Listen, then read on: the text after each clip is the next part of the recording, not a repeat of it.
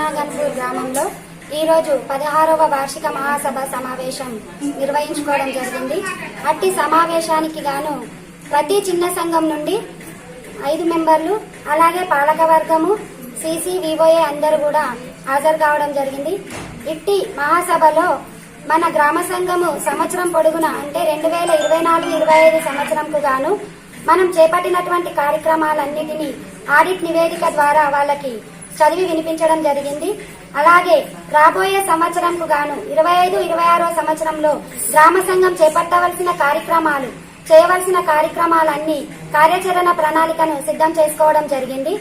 అట్టి కార్యక్రమంతో పాటు గ్రామ సంఘంలో లాభ నష్టాలను చదివి వినిపిస్తూ గ్రామ సంఘం ఇలాగే లాభాలలో ఉండే విధంగా చూడాలని, ఇట్టి లాభాలతో గ్రామ సంఘంలో ఉన్న ప్రతి సభ్యురాలు వాళ్ళు తీసుకున్న రుణాలన్నిటితోనూ రుణం పొందిన ప్రతి సభ్యురాలు కూడా ఆదాయ అభివృద్ధి కార్యక్రమం చేపట్టి గ్రామ సంఘంను ముందుకు నడిపించాలని కోరుతూ గ్రామ సంఘం కూడా ఒక ఆదాయ అభివృద్ధి కార్యక్రమం చేపట్టాలని గ్రామ సంఘంలో అందరి సమక్షంలో తీర్మానించుకోవడం జరిగింది. అందరికీ నమస్కారాలు. నా పేరు మంజుల.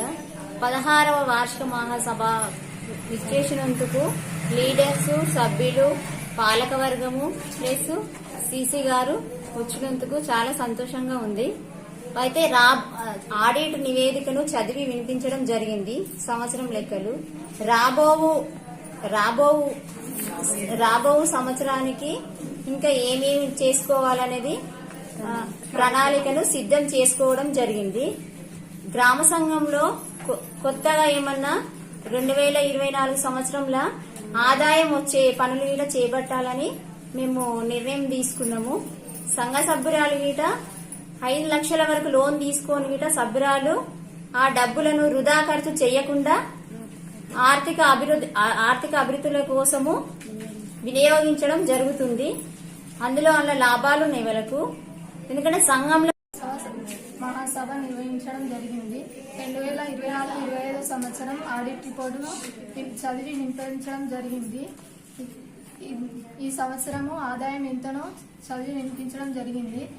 ఇక్కడ వచ్చే సంవత్సరం నాటికి ప్రణాళిక కూడా సిద్ధం చేసుకోవడం జరిగింది.